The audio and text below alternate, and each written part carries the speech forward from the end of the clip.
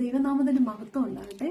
ഞാൻ ഇന്ന് സംസാരിക്കുന്നത് 23-ാം സങ്കീർത്തനമാണ്. അത് സംസാരിക്കുന്നതിൻ്റെ കാരണം എന്ന് പറഞ്ഞു കഴിഞ്ഞാൽ, ഞാൻ ആദ്യമായിട്ട് ബൈബിൾ വായിച്ചു തുടങ്ങുന്നത് 23-ാം സങ്കീർത്തനങ്ങളിലാണ്.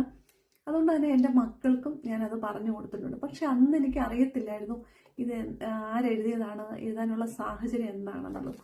പക്ഷെ ഞാൻ ഈയിടെ തോമാച്ചിനെ കൊണ്ട് ഇത് വായിക്കുമ്പോൾ ഞാൻ അവനോട് പറഞ്ഞു കൊടുത്തു, മോനെ ഇങ്ങനെയാണ്. അതായത് ദാവീദ് രാജാവ് ദൈവത്തോടുള്ള സ്നേഹത്തിൽ എഴുതിയതാണ് സങ്കീർത്തനങ്ങൾ. ഓക്കെ, അപ്പം പഴയ നിയമത്തിലാണ് ദാവീദ് രാജാവിനെ കുറിച്ച് കൂടുതലായിട്ട് നമുക്ക് അറിയാൻ സാധിക്കുന്നത്.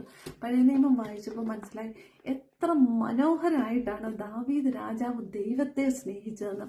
ഫിലിസ്തീർക്കെതിരെയുള്ള യുദ്ധത്തിൽ അല്ലെ ഗോലിയാത്തിനെ തകർക്കാനുള്ള ഒരു സാഹചര്യത്തിൽ ചുറ്റുമുള്ള സൈനികരെ അല്ല, ചുറ്റും നിൽക്കുന്ന ആൾക്കാരെ അല്ല ദാവീദ് പറഞ്ഞത്, ദൈവത്തിന്റെ നാമത്തിലാണ് ഞാൻ നിനക്കെതിരെ യുദ്ധത്തിന് വരുന്നത്. ഹല്ലേലൂയ.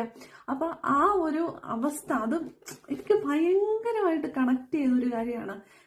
എനിക്ക് എപ്പോഴും ഞാൻ ഓർക്കും, കാരണം ഞാൻ അതിൻ്റെ അകത്ത് വായിച്ചിട്ടുണ്ട്, ദാവീദ് ആടുകളെ മേയ്ക്കാൻ പോകുന്ന സമയത്തൊക്കെ കിട്ടുന്ന സമയങ്ങളിൽ കിന്നര വീണം വീട്ടിയൊക്കെ ദൈവത്തെ സ്തുതിക്കുന്നു.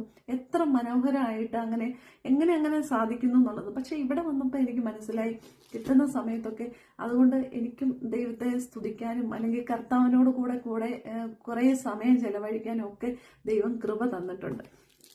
അപ്പൊ എന്തായാലും ഇന്ന് അതിന്റെ ആ കൂടുതൽ, അതായത് ദാവീദ് രാജാവ് ദൈവത്തോടുള്ള സ്നേഹത്തിൽ അത് എഴുതി എന്നതിലുപരി എന്നെ ആശ്വസിപ്പിക്കുന്നതെന്ന് പറഞ്ഞു കഴിഞ്ഞാൽ, ഇത് എനിക്കും കൂടെ വേണ്ടിയിട്ടുള്ള ഒരു വാഗ്ദത്വമാണല്ലോ എന്ന് ഓർക്കുമ്പോഴത്തേക്ക് അതെനിക്ക് ഭയങ്കര സന്തോഷമാണ്. അപ്പം ഇന്ന് കർത്താവിനെ കൂടുതൽ അറിഞ്ഞ് അനുഭവിച്ച ആ ഒരു വാക്യം വായിക്കാം നമുക്ക്. അതാണ് ഞാൻ പറയാൻ പോകുന്നത്. സങ്കീർത്തനങ്ങൾ 23-ാം അധ്യായം 1 മുതൽ 6 വരെയുള്ള വാക്യങ്ങളാണ്. നമുക്കൊന്ന് കേട്ടാലോ? കർത്താവാണ് എൻ്റെ ഇടയൻ, എനിക്കൊന്നിനും ഒരു കുറവും ഉണ്ടാകത്തില്ല. പച്ചയായ പുൽത്തങ്ങടിയിൽ അവിടുന്ന് എനിക്ക് വിശ്രമം അരുളുന്നു. പ്രശാന്തമായ ജലാശയത്തിലേക്ക് അവിടുന്ന് എന്നെ നടത്തുന്നു. അവിടുന്ന് എനിക്ക് ഉന്മേഷം നൽകുന്നു. തന്റെ നാമത്തെ പ്രതി നീതിയുടെ പാതയിൽ എന്നെ നടത്തുന്നു. മരണത്തിന്റെ നിഴൽ വീണ താഴ്വരയിലൂടെയാണ് ഞാൻ നടക്കുന്നതെങ്കിലും എന്റെ കർത്താവ് എന്റെ കൂടെയുള്ളതിനാൽ ഞാൻ ഭയപ്പെടത്തില്ല. അങ്ങയുടെ ഊന്നുവടിയും ദണ്ഡും എനിക്ക് ഉറപ്പേകുന്നു. എന്റെ ശത്രുക്കളുടെ മുൻപിൽ എന്റെ കർത്താവ് എനിക്ക് വിരുന്നൊരുക്കുന്നു. എന്റെ ശിരസ് തൈലം കൊണ്ട് അഭിഷേകം ചെയ്യുന്നു. എന്റെ പാനപാത്രം നിറഞ്ഞു കവിയുന്നു.